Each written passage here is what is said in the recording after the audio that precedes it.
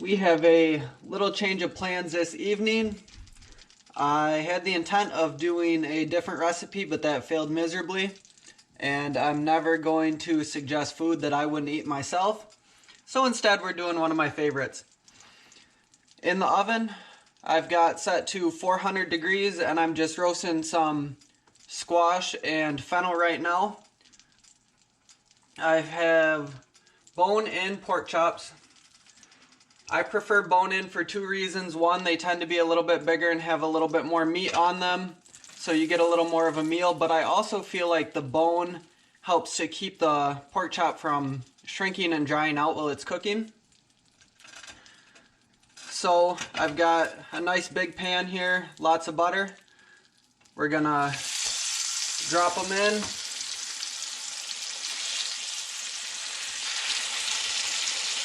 Let them brown for just a little bit.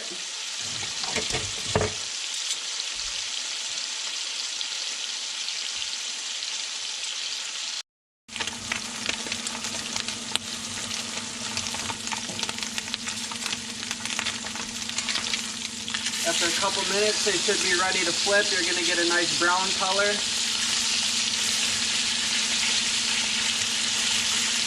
Going to flip them, turn the heat off. Throw a little bit of rosemary and sage in there, and then pop them in the oven at 400.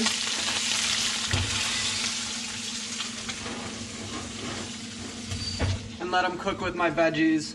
For pork, we want an internal temperature of 180, so I'm going to check that every couple minutes or so. I am going to pull them at about 170, 175, let them rest, and that should allow the internal temp to rise up while it's resting and get us to that 180 before we start cutting into it. So like I said, you're going to check the pork chops every couple minutes, not too often because you want to make sure that the heat stays in the oven, but every couple minutes. When you're doing that, you're going to take this extra butter and base it on top. I just pulled our pork chops now, they're resting. And if you do it right, you're going to have lots of extra butter. We're not going to let that go to waste. I've got some chopped mushrooms here. We're just going to add those.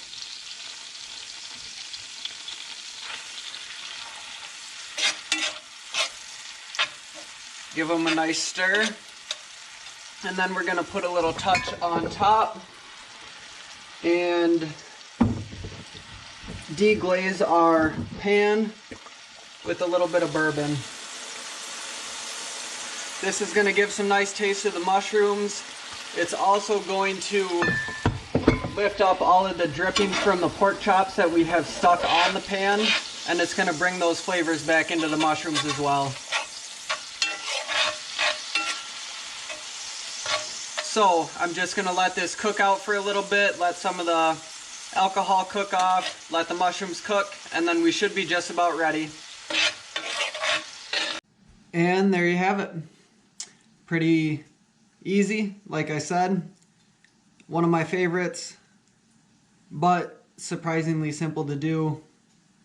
And I'm not going to serve you anything I'm not going to eat. So here we are.